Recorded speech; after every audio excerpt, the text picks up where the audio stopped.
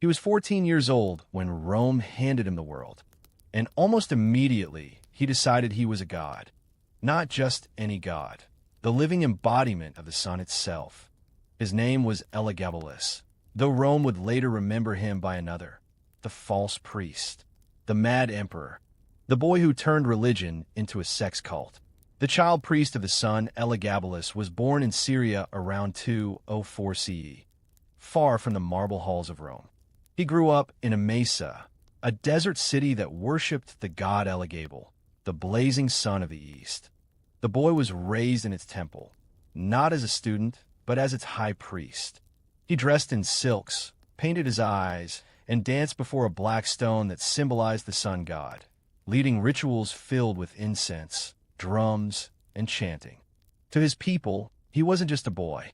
He was divine. From temple to throne, his mother and grandmother, powerful women from the Severan dynasty, saw an opportunity. Rome's emperor, Caracalla, had been murdered, and the empire needed a new ruler. They declared that the young priest was secretly Caracalla's son, the heir to the empire. The legions in Syria, already loyal to his family, believed them.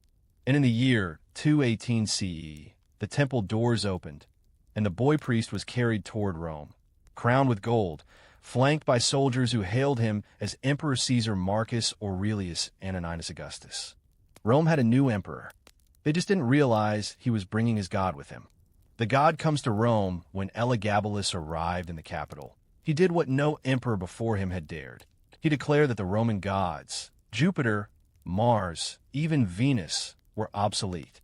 Only one god mattered now: Elagabal, the god of the rising sun. And who was the high priest of this new god? He was. The emperor would not just rule Rome, he would worship himself. The Temple of Desire, Elagabalus ordered the construction of a vast new temple on the Palatine Hill.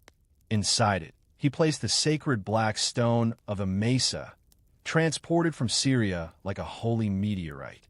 Then, he announced that his god demanded sacred marriages, ceremonies of divine union between himself and his chosen partners. Only, these weren't symbolic. Each marriage was celebrated with lavish banquets, music, and what later historians politely described as theatrical acts of devotion. In modern terms, orgies dressed as religion. Nobles, priests, and courtiers were forced to attend. Senators who refused were exiled or executed.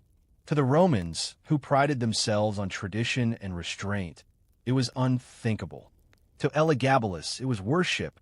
Rome's shocked elite imagined being a Roman senator, raised on the stern virtues of duty, family, and stoicism, and being summoned to watch her emperor lead a ceremony where sacred music turned into moans and laughter. That was Rome in 220 CE. Every night, Elagabalus threw feasts that blurred the line between divine ritual and performance art. He appeared in gold robes, dancing before the black stone, surrounded by eunuchs and dancers painted in silver. He would scatter rose petals from the ceiling, serve food laced with aphrodisiacs, and declare that pleasure was the purest form of prayer. And the empire had no choice but to watch. The emperor's new religion to the Roman mind. Religion was about order, hierarchy, discipline, the will of the gods. But to Elagabalus, religion was theater. It wasn't about control. It was about surrender. He told his priests that the act of worship should mirror creation, that the union of bodies reflected the union of gods. In his temple, gender, status, and morality dissolved.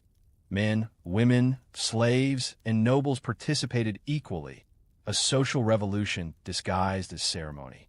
It was wild, it was scandalous, and it terrified the old guard. The scandal of the sun soon, the rumors began. They said the emperor sacrificed children, that he prostituted himself in the palace, that he offered gold to any surgeon who could make him a woman. The ancient historians, Cassius Dio, Herodian, and later the Historia Augusta, wrote with disgust, but also fascination. They couldn't decide whether to condemn him as a monster or marvel at his defiance of every rule Rome had ever known. Even his appearance blurred boundaries. He wore jewels, makeup, and perfume. He preferred to be called lady, not Lord. He told his court that the sun god had no gender, and neither did he. The emperor who played God to his followers, it was revolutionary, a vision of divine unity that transcended gender and class. To Rome, it was madness, because in a world built on conquest and discipline, Elagabalus was preaching surrender and pleasure. He called himself priest of the sun, but everyone could see what was really happening. The emperor wasn't serving his god. He was using his god to serve his desires. The divine banquets, ancient sources describe feasts that bordered on surrealism. Banquets where guests reclined on cushions of gold, where dishes of flamingo tongues and peacock brains were served on emerald plates, where dancers poured wine from crystal fountains while musicians played hymns to the rising sun. At the center of it all, the teenage emperor, glowing in gold dust, drinking from cups shaped like temples, whispering that his body itself was holy. To him, it wasn't blasphemy. It was art. Rome's growing fear, but beneath the spectacle, the empire trembled. The soldiers hated him for neglecting their pay. The priests hated him for mocking their gods. And the Senate hated him for turning religion, the foundation of Roman identity, into erotic theater. Every performance, every sacred marriage, made it harder for Rome to pretend it was still in control. Because when the emperor becomes a god, everyone else becomes part of the ritual, whether they like it or not. Section 1, closing, so here's where we stand. A 14-year-old priest turned emperor. A new religion built on sex, sun, and surrender. And a city that doesn't yet realize it's about to explode. In Section 2, we'll see how Elagabalus's world of pleasure and performance turned to blood, how his obsession with godhood, beauty, and transformation led to his downfall, and how Rome erased his name, but couldn't erase his story. Because when power becomes desire, and desire becomes worship, there's no line left between heaven and madness. By the time Rome realized what it had created, it was too late. The boy emperor who had danced before the gods of Syria was now remaking Rome in his own image. One ritual, one lover, one scandal at a time. But the thing about playing God is this: so long as people believe, you're divine. The moment they stop, you're just a man in makeup surrounded by enemies. The emperor and his many marriages, Elagabalus didn't just have lovers. He had husbands and wives, plural. Roman historians recorded at least 5 marriages during his 4-year reign.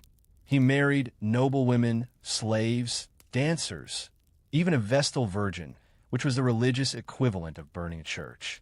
But his most famous union was with a man, Hierocles, a former slave and chariot racer from Curia. The emperor called him his husband, publicly kissed him in the streets, and declared himself the wife. When Hierocles struck him during arguments, Elagabalus reportedly smiled and said, "I love him all the more for it." It shocked even the jaded aristocrats of Rome, because here was an emperor not just breaking moral rules, but rewriting gender entirely.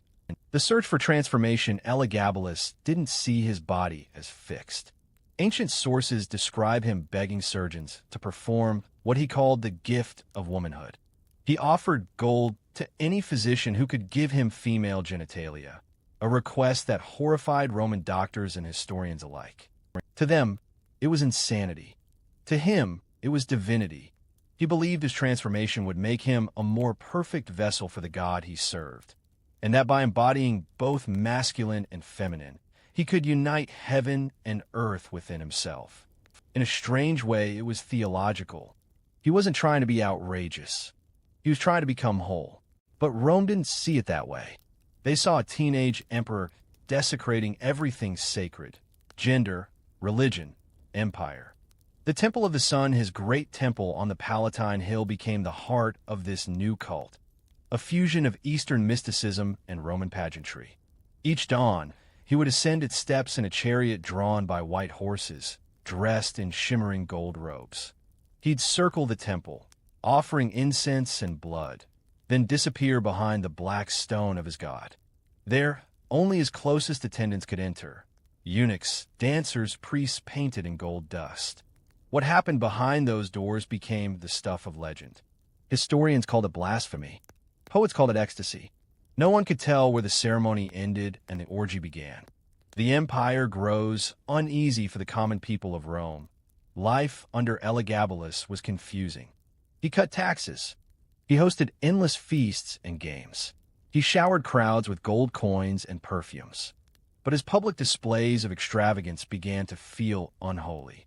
At one banquet, he released tigers and leopards into the garden as entertainment.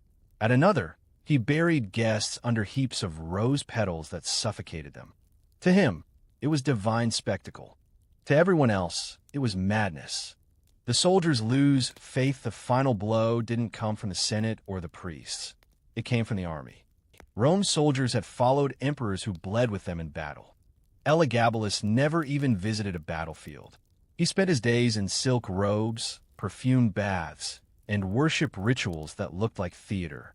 He replaced military sacrifices with sensual ones. He declared his god Elagabal the protector of Rome's legions, then forbade them from worshipping Mars, the god of war. It was the kind of mistake only a divine teenager could make. By 222 CE, the Praetorian Guard, Rome's elite soldiers, had stopped calling him emperor. They called him the Syrian priest. The fall of the god in March of that year, the guards turned on him. They surrounded the temple during one of his ceremonies. Inside, the emperor, dressed in gold, his face painted red for the sun, was performing what he claimed was a sacrifice of renewal. When he heard the soldiers shouting outside, he ran, not toward the throne, but toward his mother, Julia Suemias, the only person still loyal to him.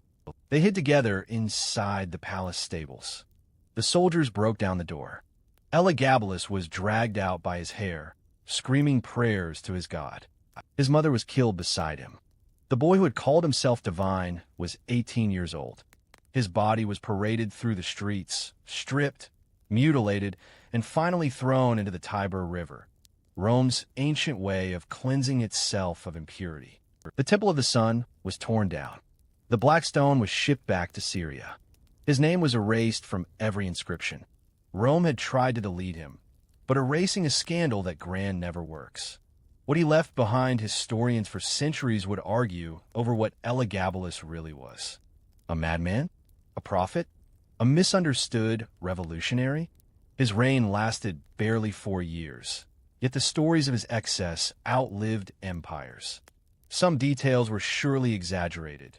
The nightly orgies, the rivers of perfume, the sacrifices. But others were true enough to terrify the conservative chroniclers who wrote them down. He was in every sense the mirror Rome didn't want to see, because in him, the empire's worst vices were made divine: wealth, pleasure, power, spectacle, all disguised as religion. Rome's fear of the body, Rome worshipped control of the mind, of the body, of the state. Elagabalus worshipped the opposite, release. Where Rome built walls, he tore them down. Where Rome separated gods from mortals, he combined them. Where Rome enforced gender and order, he blurred it into ritual. And that's what frightened them most. Not the orgies, not the makeup, but the idea that the divine might live in chaos. That holiness might not look like discipline at all. The cult that never died after his death, Rome tried to pretend it never happened. But the idea that pleasure could be sacred, that the body itself could be divine, never vanished. Centuries later, echoes of Elagabalus appeared again. In medieval heresies that linked love to God, in Renaissance art that turned beauty into devotion, and even in modern movements that blurred faith and desire. Elagabalus became a kind of mythic ghost, the emperor who broke every rule, then was punished for revealing how fragile those rules really were. The eternal Son, and yet his son God, Elagabal, outlived him. In Syria, worship continued for centuries. In Rome, the image of the solar deity merged with others, Mithras, Sol Invictus, and ultimately with the idea of a single radiant god. It's an irony of history. The boy who was erased from the empire's memory may have helped shape the idea of monotheism that came after it. A god of light, born from scandal and blood. Final closing, so here's the lesson of Elagabalus. the emperor who invented the world's first sex cult. He tried to make pleasure into prayer. He tried to turn desire into divinity. And for a moment, he succeeded. But the world wasn't ready for a god who looked like him, who danced instead of conquered, who ruled through beauty instead of fear. History calls him mad. But maybe he was just the first to realize that power, faith, and lust all burn from the same fire. And like his god, he flew too close to the sun.